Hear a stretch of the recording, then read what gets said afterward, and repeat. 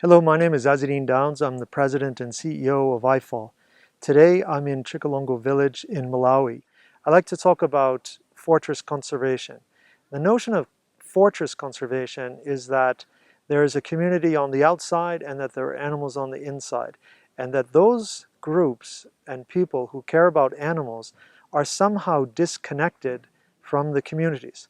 But the reality is that most animal problems are really people problems. They're things to do with land use, water use, whether or not there's enough food, political instability.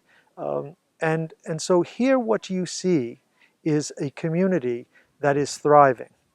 And the reason that they're thriving is that they took an initial decision to protect the lives of elephants. And in return, they need to benefit from wildlife. So at IFAL, we believe that they can benefit from wildlife in a sustainable way without killing that same wildlife.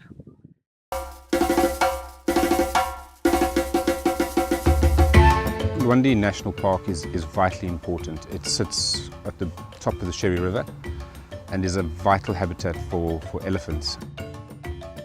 It's a real little island in a sea of people, but an incredibly important one. And given that Malawi is probably one of the poorer countries in Africa, it's vital that we maintain parks like this so that we can encourage tourism and ecotourism to help benefit the people of Malawi. The only water source is actually within the boundaries of the park, which meant that communities were moving out of their communal areas into the park in order to fetch water. And that led to an increase in poaching because people had this accessibility into the park. And that has led to a substantial drop in wildlife population. And the only way that you can address poaching is to establish an effective law enforcement component. Do things in a systematic way so that you can curb this scourge of snaring that's taking place within the park. So one of the major problems is the western boundary of Luwande National Park. It's a very hard interface between protected area and people. It's literally a line. So that became a priority area for us. And the only real way that you can address human-elephant conflict is to put a barrier between people and elephant. And so what we went about doing was finding a community that was ready to engage with us. And we put up 6 kilometers of electrified fence.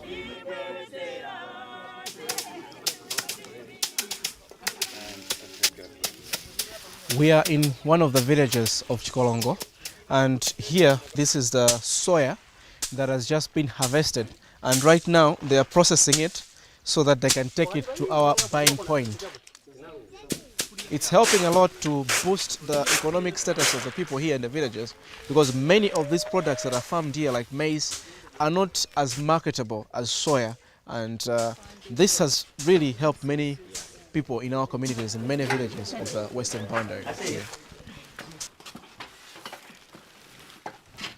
Our focus is that by the end of the day, our community should be empowered with the knowledge about modern farming.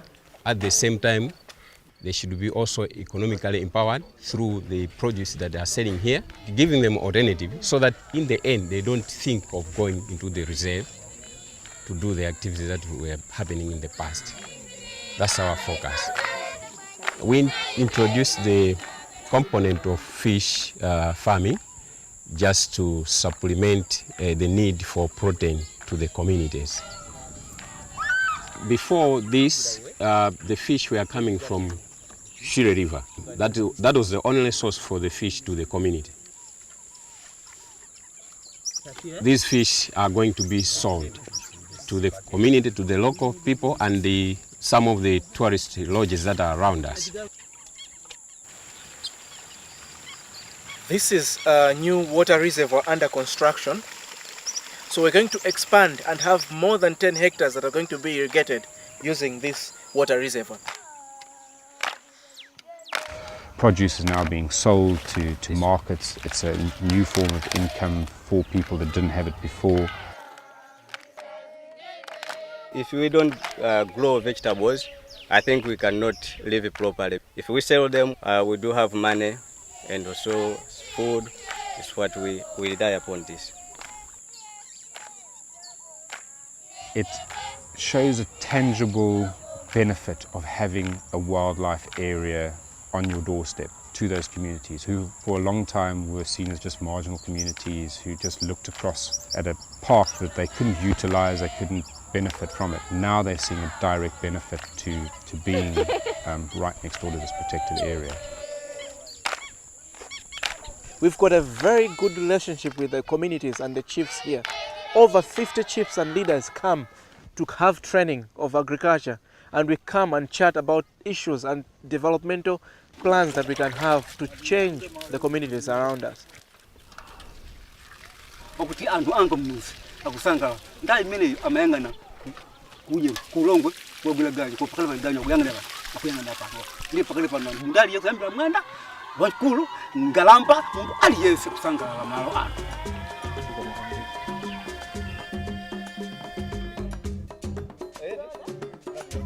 Here we are in Mamadi village.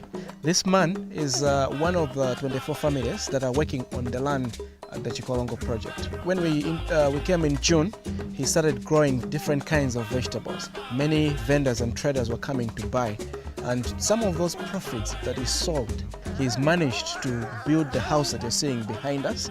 He has put a cement floor on it, and on the side there are iron sheets that he bought from the proceeds that he made in just a span of 4 months.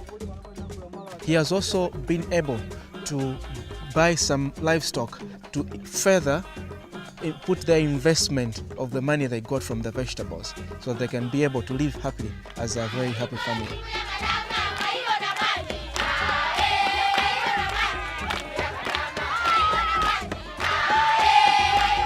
The people here are a living testimony that if they are given the right training with just a little push, they can be able to make it in life. Because when the project started, it was from nothing, where elephants and animals were just destroying everything. But with just a little training and just a little bit of provision of the water, people's lives are changing. You can just see that people now are living in harmony. Slowly, slowly, they are moving forward. We could replicate this, not only along that western boundary of Luwande, but the potential to replicate that within Malawi, within the region, within Africa as a whole is something that's really tangible, because the model is so much focused on self-sustaining. So this could potentially be a model that could be used throughout the African continent. This small pipe that you're seeing here has saved many lives.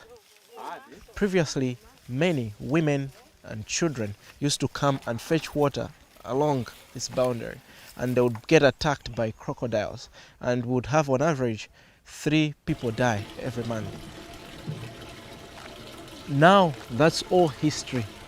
Now they are able to safely fetch water outside the park, where they don't have to be scared of crocodiles anymore. They are able now to wash from a very safe point outside the park. The animals are happy, and the people are happy.